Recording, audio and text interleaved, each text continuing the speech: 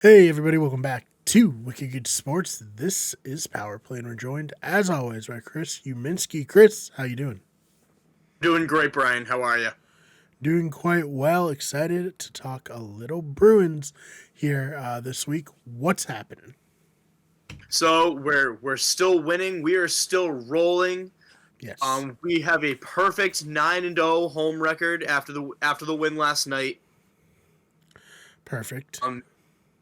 Beat the Canucks in an awesome game last night. Um, Record stands at, I believe it is 13-2. If I'm right. Hard to get better than that. Oh, nope, it does get better than that. 14 Oh, and 2. Jesus. I said hard, not it's but yeah, this is great. Obviously a very exciting start for all Bruins fans. And what have they done in the last week to keep this good fortune going?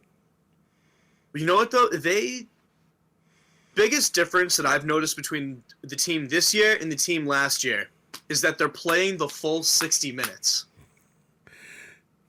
Last year, God, it was such an issue last year where they would play extremely well through most of a period, Mm, and in the last minute of the game of the period would be like making some dumb mistakes, letting in dumb goals. None of that's happening this year. They're playing the full 60 minutes. They're making up for mistakes that they do make. Um, like even if you have like a rough first period, like you did during the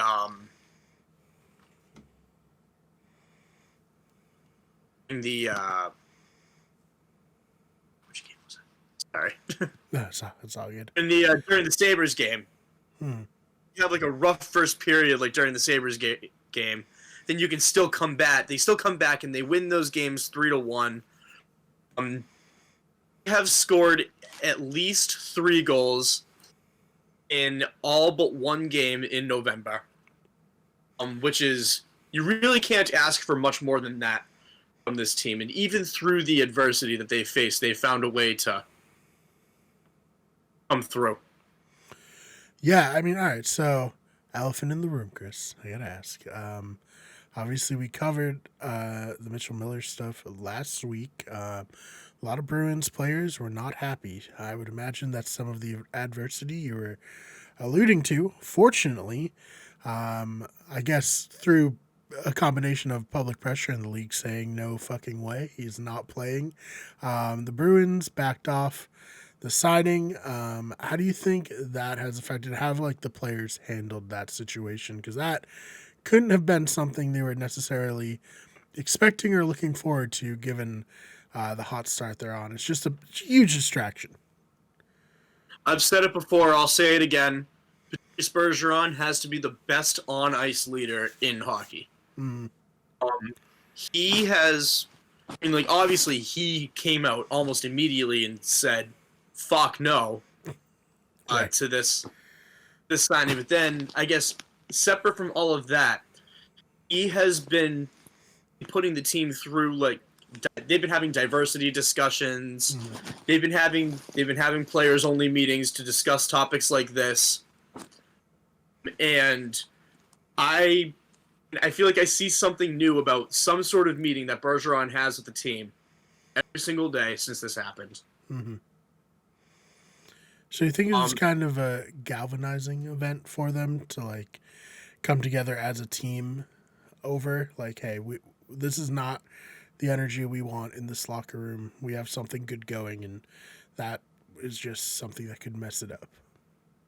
yeah, absolutely. It was galvanizing. And it also like if you have every single, there really isn't a better way to unite a group of people too than Mm-hmm. around hating one person or being mad at one person. Sure, fair. As negative as that is, but Mm-hmm. I think that just the anger at the front office and the anger at Miller himself, Mm-hmm. just another great team unifier. Mm-hmm. And yeah, I mean, like you said, this is not an easy situation, but you know, our leadership got us through it. The players' leadership, not our team leadership. They caused the problem. Yeah.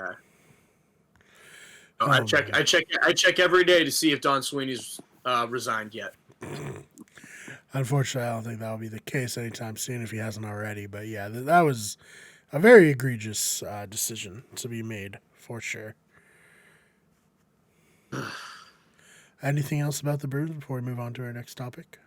Yeah, I just the last thing I gotta say is Linus Olmark has been probably the best looking goalie in the NHL right now. Love it. You cannot ask for much more. Mm-hmm. Yeah, and I mean, you know, team's only going to go as far as the goalie, right? If we're not going to get too far with bad goalie play, it's always great to have a solid goalie for us right now. Oh yeah, absolutely. Even with Swayman hurt, I'm not that worried. Yeah, we were sweating it. Was it the last episode or the episode before when he got hurt and we were like, oh, this is not good. But hey, Kincaid played one game and he looked pretty good. So excellent. All right. This was a scary situation and it happened to someone who we've not been kind to on the show, but we are not going to be unkind in this. We feel for him. We hope he's going to have a speedy recovery. And holy shit, what a terrifying thing to happen, Chris. What's happening with Evander Kane? Yeah, so a very, very scary moment a few nights ago with Evander Kane. What happened is there was a group of players trying to get the puck. Sort of, Evander Kane trips or something, and he lands on the ice. And as the melee is coming, player skated across his wrist. That makes me queasy just like hearing those words. I haven't watched the video because I know I'd like puke. Quite frankly, like that's the worst nightmare of any NHL fan is to see something like that happen. Is very, very scary. And you know, I was here to say that like he's on my Mount Rushmore of players who I don't like. Yeah, no, but of course. Like even if you don't like him, you never ever want to see something like this happen. The man, he almost died. Like that's how serious it was. He had to be rushed off on a stretcher straight to the hospital. A terrifying situation. Not something you ever want to see. I mean, there's the famous clip. I don't know if it was an NHL game or if it was a minor league game, but oh no, there was in the NHL also. There were two clips because a few years ago, someone got caught in the throat. In the neck, yeah, I remember with that. Yeah, and then I saw a similar thing happen in a minor league game like way before. And yeah, man, it reminds you like, holy shit, these athletes are on ice with straight up knives on their feet. Like an insane sport to play. Yep, and he had surgery. He's going to be okay. Good. As far as we can tell, but sounds like he's going to be out for foreseeable future. Like they don't know if he's coming back this season.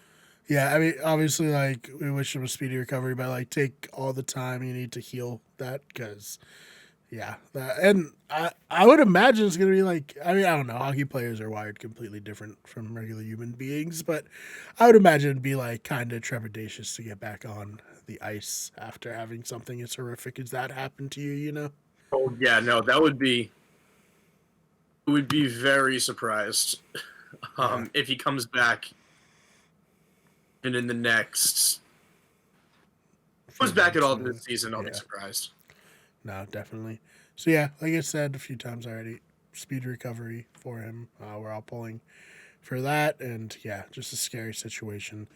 But here's some fun news, something good to keep our eye on. What is happening with Alexander Ovechkin and his chase to become the most prolific goal scorer in NHL history? Yeah, so we are at the point where it's not a question of if, it's a question of when. Mm-hmm. Alex Ovechkin broke one of Gordie Howe's records. recently. He scored his 787th goal late last week, which passed Gordie Howe for the most goals scored with one single team. Crazy. And Ovi's been with the Caps his entire career, so that's an easy one to track. And he's only about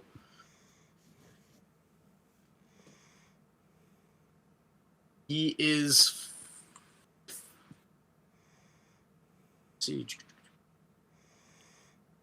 he is only about 15, 20-ish goals down from Gordie Howe in the all-time time list, and any of Gordie Howe's records, no matter what it is a feat considering how long that man played for. Right. Yeah. I know, it's hilarious. But yeah, I mean, hey, hats off to him.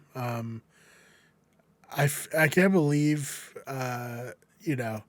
he's an old grizzled vet now. Obviously remember him getting drafted back in the day and being like the hot shot rookie, and now he's It was like old. Is it Crosby or Ovechkin? Yep. Those are fun times, I feel like. But yeah, no, hey, awesome for him. We'll keep, of course, everyone updated as he continues to go up the list. And like you said, it doesn't seem to be if, it seems to be a question of when, which is very exciting. Anytime record chase stuff is happening. I mean, look at baseball this past season with Aaron Judge, and he was just breaking the AL home run record. He wasn't, doing the all time. So doing it the real way, not the stupid. Right. Yeah. No, I get what you're saying. The Mark McGuire way. Mm-hmm. Oh man. All right, Chris. Anything else before we get on out of here? Nope. I think that will do it for me. Awesome. Where can they find you online? This place to find me is Chris_Uminski on Twitter. Always tweeting about hockey stuff. I'm also on TikTok. There is now content coming from me on TikTok, and there will be more. Love it. That's just at Chris Uminski. Perfect. So yeah, go follow him there, of course. You can follow me on Twitter at @theFakeBMar. That's BMARR.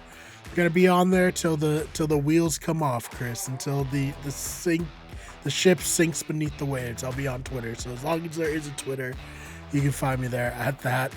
The channel is also on Twitter at Wicked Sport and at WG Everything, Instagram Wicked Everything, Twitch at twitch.tv/Wicked Everything, and on TikTok, search Wicked Good Sports, search Wicked Good Everything, and of course, search Chris Uminski, as I just said. And Chris, thank you so much for your time. Thank you. We'll see you all in the next one.